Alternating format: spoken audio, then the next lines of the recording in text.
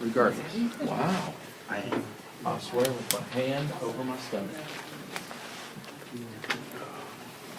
What was there?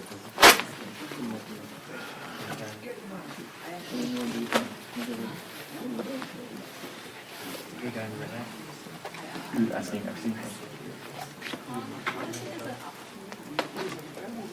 Anyone doing coverage on there's like a lot. I'm sure other people are. Not my focus, though. It's crazy. People They lost said, why their not internet, impeach you? their I mean, I'm not against it. getting taken away. They should have a reason. I'm confident of the legal ground I stand on. Okay. How you doing? I'm well. Yeah, I'm good. Just, we got. Oh, you weren't over there for Comer, were you? Kevin. Kevin was, yeah. No, I've been doing everything else.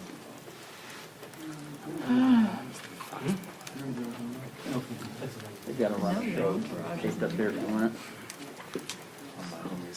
Did you? Oh, there's Kelly.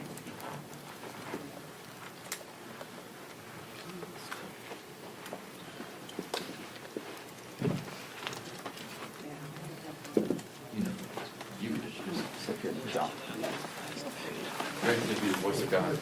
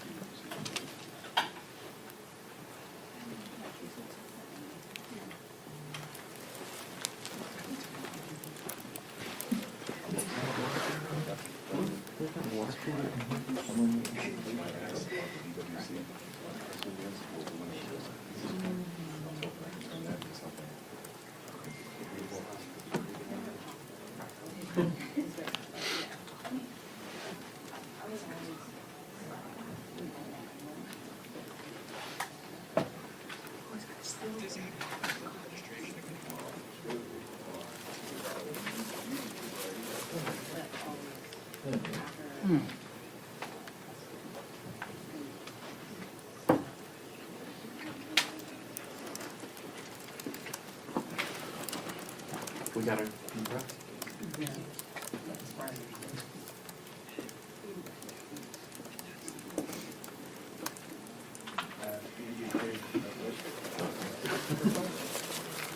Did you see this? They're only.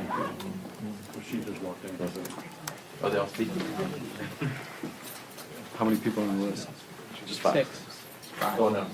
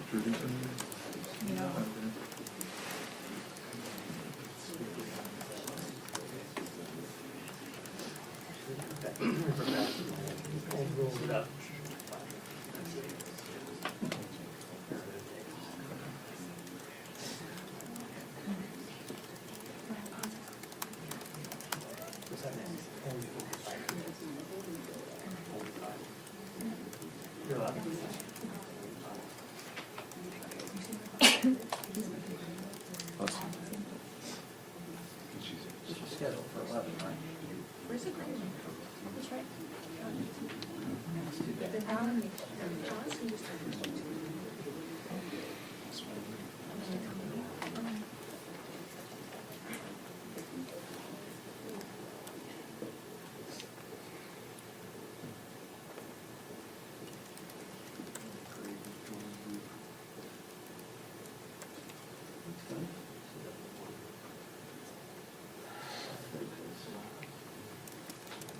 Oh, that's true.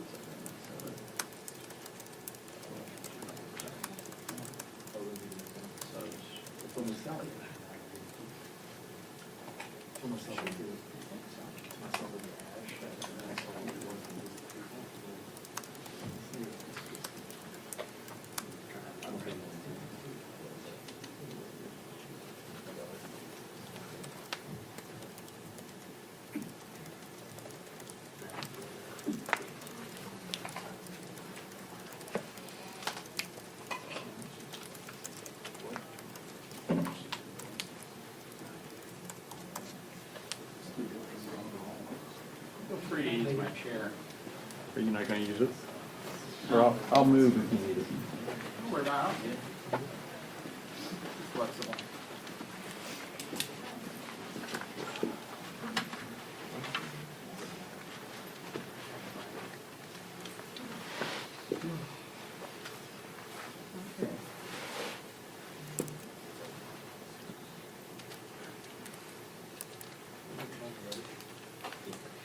I gotta go. What other stuff is that?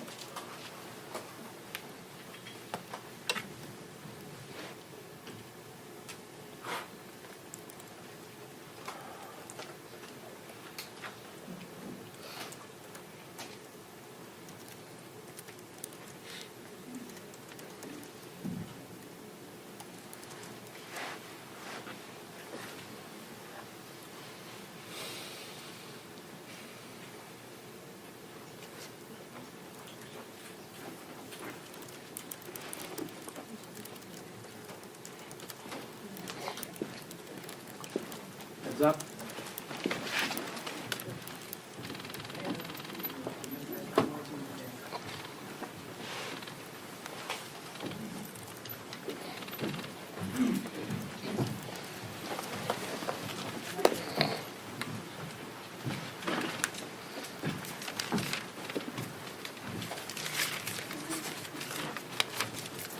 Hello, everyone, and thank you so much for being here today.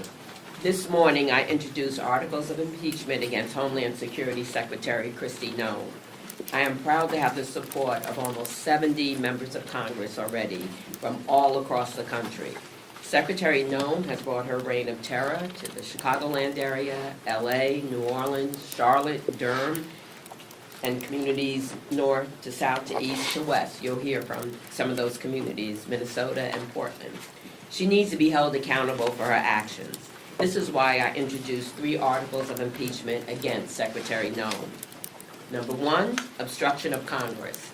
Secretary Noem has denied me and other members of Congress oversight of ICE detention facilities. I was denied access to the ICE facility in Broadview despite following Secretary Noem's unlawful 7-day notice requirement. It is our constitutional duty to find out what's happening in these centers where inhumane conditions continue to be reported. Number 2, violation of public trust. Secretary Noem directed DHS agents to arrest people without warrants, use tear gas against citizens, and ignore due process. She claims she's taking murderers and rapists off our streets. but none of the 614 people arrested during Operation Midway Blitz in Chicago have been charged or convicted of murder or rape. Federal agents repelled from Black Hawk helicopters and burst through an apartment in the South Shore of Chicago. That was in my district. They dragged people, U.S. citizens and immigrants alike, out of bed in the middle of the night. Number 3 is self-dealing. Secretary Noem has abused her power for personal benefit. She steered a federal contract to a new firm run by a friend.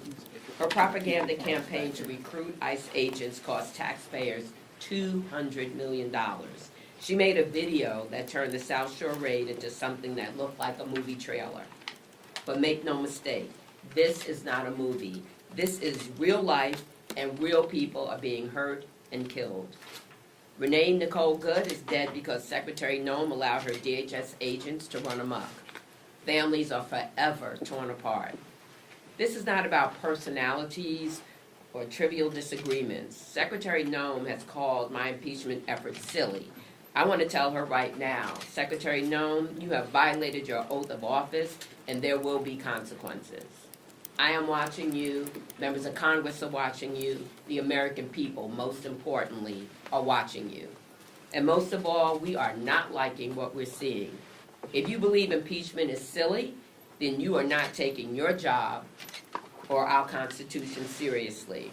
Now it's my honor to introduce Congressman Adriano Espaillat from New York's 13th District and Chair of the Congressional Hispanic Caucus. Thank you, Congresswoman Robin Kelly. I am proud to join you in introducing these articles of impeachment against Secretary Noem, who have clearly violated the law and the trust of the American people. 32 people died under DHS custody in 2025, and already 4 people have died in 2026, along widespread reports of sexual abuse, medical neglect, and inhumane conditions. All of this enabled by a broken system. But most importantly, our eyes do not defy us.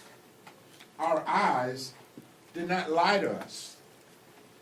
We see, as the rest of the world has seen, how women are being violently pulled out of their cars and assaulted in front of the American people and in front of the eyes of the world. How a woman was shot in the face as America watched on TV and as the rest of the world watched of this heinous murder.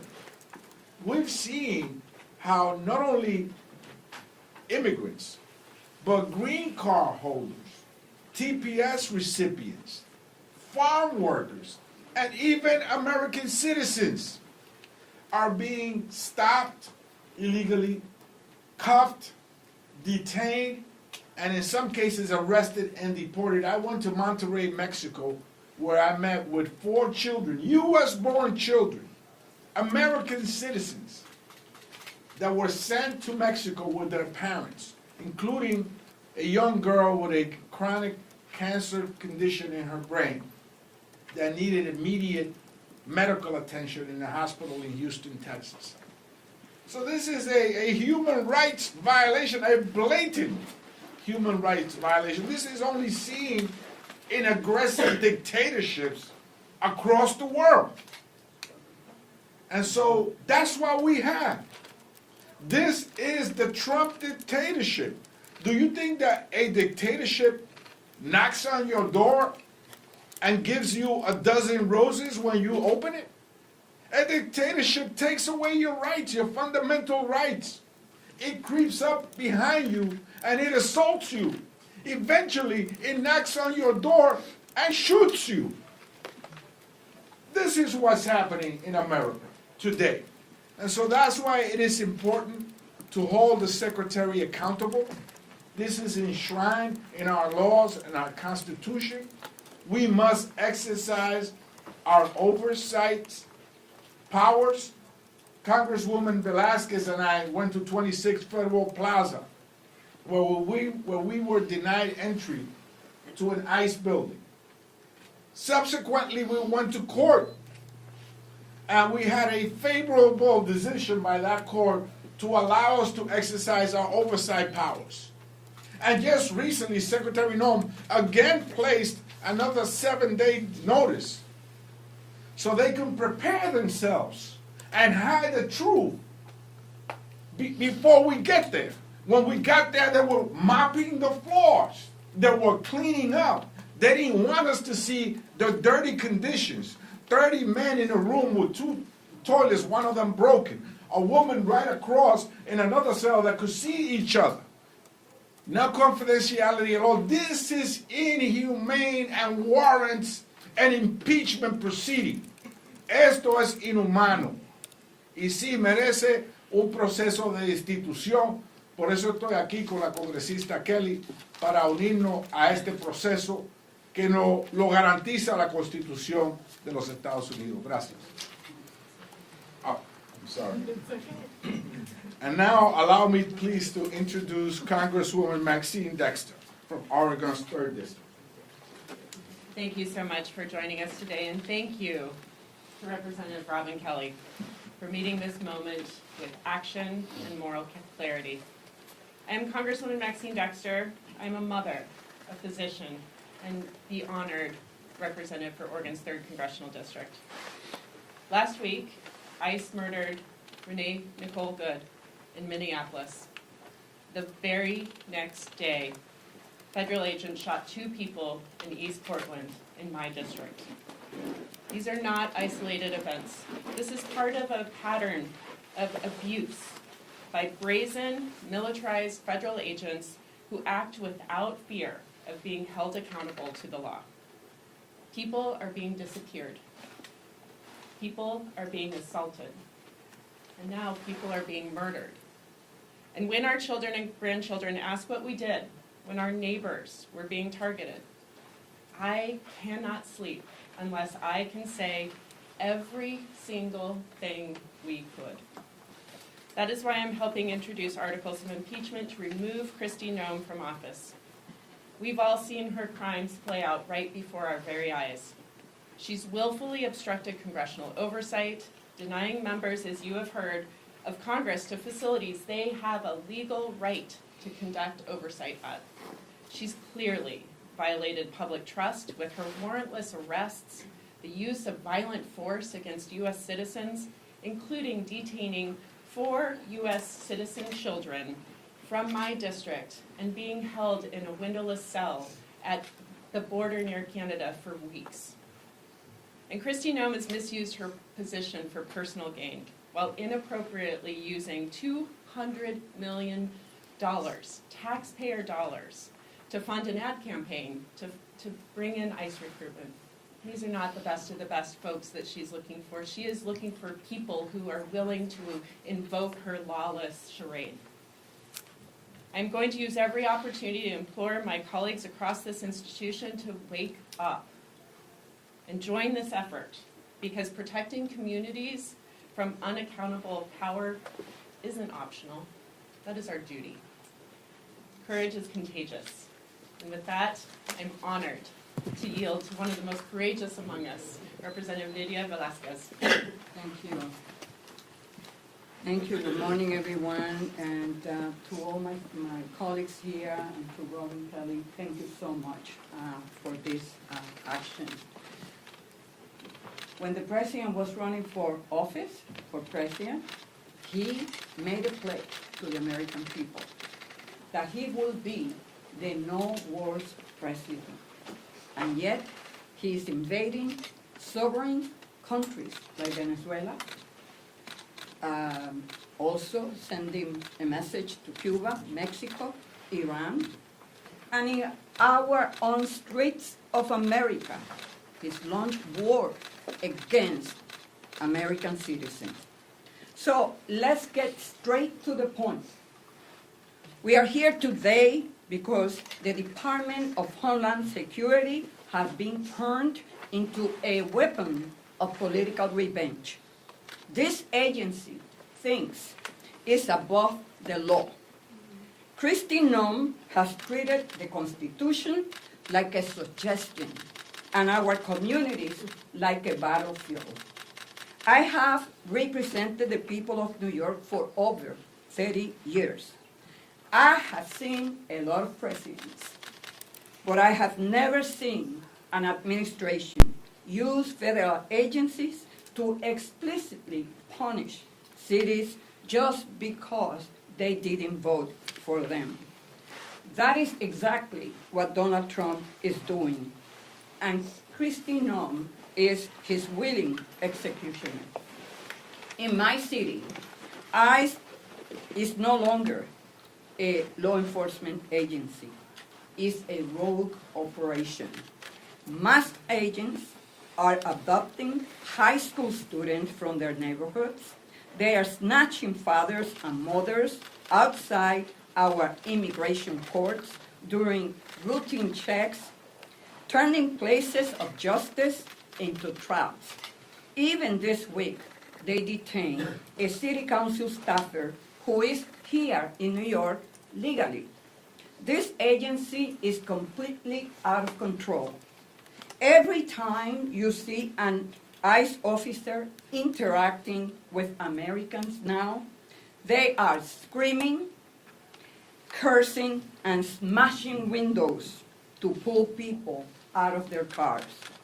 It is the Wild West out there.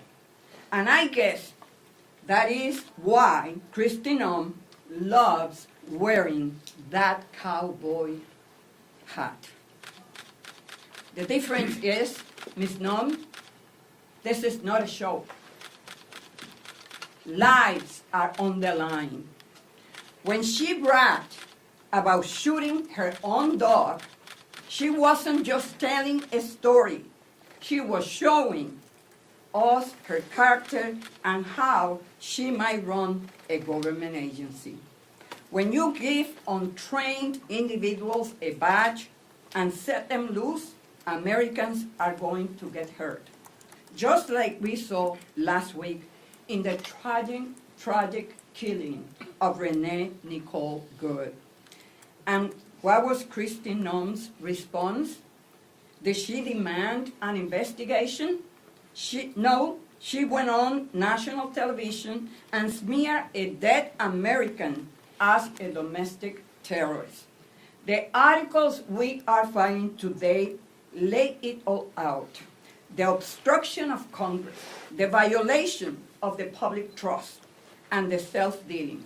While her agents are out there shooting citizens, Noem is busy funneling hundreds of millions in taxpayers' dollars to her friends at agencies through emergency contracts. Kristi Noem has betrayed her oath, she has betrayed the Constitution, and she has betrayed the American people. Quiero decirle que estamos aquí con estos artículos para procesar a la secretaria de Homeland Security, una persona que no es digna de la confianza del pueblo americano, está violando la Constitución, no tiene la capacidad de sentir de tener ningún sentimiento sobre justicia y mucho menos respetar el proceso legal de todas las personas que se encuentran en los Estados Unidos. Por esta y otras razones estamos hoy aquí para traer justicia a las familias, no solamente de Nicole, pero todas las familias inmigrantes que están viviendo aterrorizadas. Aquí, en esta nación, que tiene la estatua de la libertad, que se supone que sea the beacon of hope. Gracias. Thank you so much to my colleagues from the East Coast to Hawaii for standing with me today. And now I'll open it up for a question. Yeah, if I can just ask, obviously you have many members here. I think you said there's 70 people who have signed on. 70. Does Leader Jeffries support this effort? You'll have to ask it to Jeffries, but I would not be standing here if I was told not to do it. there was some, So you've spoken to him directly about this? yeah, our staffs have spoken. It was 50 just some time ago. It's 70 today. Do you anticipate that the majority of the caucus will eventually sign on to this effort? Yeah, I expect more to sign on. That's what we're doing now, trying to build more sponsors of the legislation.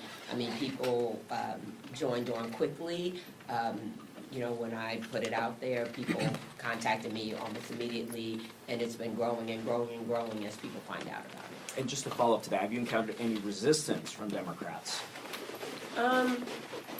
Not really. I can't say there's all different kind of people. If you look at who signed up, in all different caucuses, as you see right here, there's many different people that have signed on. So, not really. I wanted to ask, why do you think so many folks have signed on? There are a lot of proposals around reining in ICE, reining in DHS. Why do you think that impeaching the secretary is something that has rallied so many members of the caucus towards the effort that you're pursuing? I just feel like enough is enough. We've been working on this for a little while. This wasn't just a knee-jerk reaction, because of course they've been in Chicago, for so very long. And I know other colleagues are working on other parts, and I believe that people will join, with those colleagues too. But I just think that people are sick of it, and anyone can answer the question because they've signed on. I could add that public sentiment is everything. We are watching the polls. The American people are upset. They didn't sign on for this. The most fundamental principle and value for the American people is fairness and humane policies, not beating the shit out of people, especially vulnerable women and children. Let me just say that while everybody is vulnerable, I can attest to the fact that the Latino community, as chair of the Congressional Hispanic Caucus, has been disproportionately targeted, to the degree that even in Minnesota, where there's a clear intent to go after the Somalian community, the vast majority of the people arrested are Latino men. For that reason, I will be going Friday to Minnesota, as I went to Chicago for the shadow hearing there. Para que todos sepan, la comunidad latina está desproporcionadamente afectada por este asalto. En Minnesota, la gran mayoría de personas que son arrestadas son hombres latinos. En Chicago, también la gran mayoría de personas arrestadas son latinos. En Nueva Orleans, in New Orleans, the people targeted are workers from Honduras that went to New Orleans to rebuild the city after Katrina. So this is a hit job against Latino communities. And let me tell you, people are regretting, many folks are regretting their last vote and turning around. And so I would like to stress that, because I think that's an important factor. I can just speak to my constituents in Minnesota. We are being terrorized by Homeland Security and ICE and Secretary Kristi Noem's orders in the state of Minnesota right now. And let me be clear. I'm from a swing district in Minnesota. I have been one of the most bipartisan members of Congress that you will find in the Congress. This has crossed a line. Minnesotans, we want safe and secure borders. We want violent criminals to not be in our community, but this is not what we signed up for. This rogue agency is violating the rights of immigrants. It is violating the rights of American citizens in our communities. And last Wednesday, the violation of those rights, the escalation by ICE in our communities, got Renee Good killed. And now this administration is going after her widow and going after her And 6 U.S. attorneys, who, by the way, are patriots in Minnesota at the U.S. Attorney's Office, had said, no, we are not this. This is not who we are as Minnesotans. This is not who we are as Americans. And so I believe you will continue to see members of Congress from across the ideological spectrum stand up, speak out, because we know the difference between right and wrong, and Americans can see with their own eyes that what's happening in Minnesota and in Illinois and most possibly coming to New York is just plain wrong. May I say something? Americans across this country have been protesting what they see with their own eyes and the lies that they're told, which are belied by the things that they're seeing. What they're out there protesting, and they expect Congress to use every tool that we have to push back, to hold accountable, and to show the American people that we are fighting for this democracy, for constitutional laws, and for treatment and respect of all of our communities. So that happens to be a time when you had the horrible situation in Minnesota. We've had the horrible situation in other cities. This particular resolution comes just at a time when enough is enough is enough. And people are looking to us to do everything we can to show that we have responsibility in this space. Also, I wanted to say that I've gotten phone calls, and I know my colleagues have too, from constituents, but from people from across this country. People, I do not represent people in different states encouraging what we're, trying to do. The other thing is, you asked me about Leader Jeffries, that we have concentrated so much on, the cost, affordability, and healthcare, and I never want to detract from that. But when you think about it, and we work with many different people and committees, but this is affecting people's healthcare. This is affecting affordability. When I think about Chicago and people afraid to go to work, when I think about restaurants that don't have as many people coming to eat there, when I've heard stories about people afraid to go to the doctor, afraid to take care of their health, because they're afraid to come outside. I had a town hall meeting in a grocery store, and people told me stories how they're just simply afraid to go outside, whether it's shopping, whether it's going to work, whether it's going to healthcare, to their healthcare needs. So this is affecting, it's widespread. It's widespread. I'm not good at this, so. When you think about impeachment, obviously there's a numbers game that's involved with that.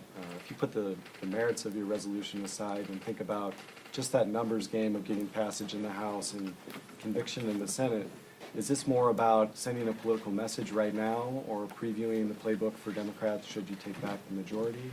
Or what's sort of the impetus? Is it just striking the moment with current events? For me, and others can answer, it was like Congresswoman Bonnie Watson-Coleman said, enough was enough, and I just feel like we need to use every tool in our toolbox. If we do nothing, nothing will happen. And so just really now trying to build on momentum, getting as many people signed on as possible, that's the first step. If I can just add, we cannot be cynical at this moment. We have to stand up for our country, and if we are cynical that nobody's going to join or we're not going to get it passed, nothing happens. And we proved that with the ACA extended premium, or the premium tax credit extension. People thought that there was no way that we would pass that in the House, and we have to continue to message what's right. The American people can see what's happening is wrong. They want us to act. I had a town hall in less than 24 hours where standing perpetual applause for impeaching Kristi Noem. Like, the people want us to do something, and that's our job.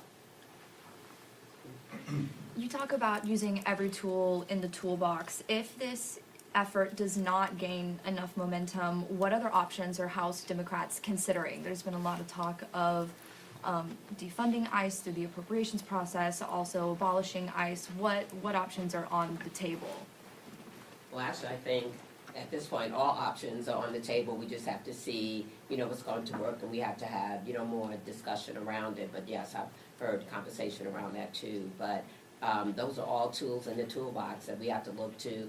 You know, I'm hoping, maybe I'm an optimist, but I'm hoping against hope that when she sees, as people have talked about, the momentum, the public, the polls that are so much against what she's doing, that she will realize that she's a public servant and that she's serving the American people, and the American people do not like what she's doing or what they're seeing. Thank you. You know, the situation in Portland's been brought up. When we talk about this, when, you know, DHS side of the story is that the individual involved driving the car was a member of Tren de Aragua or believed to be a member of Tren de Aragua.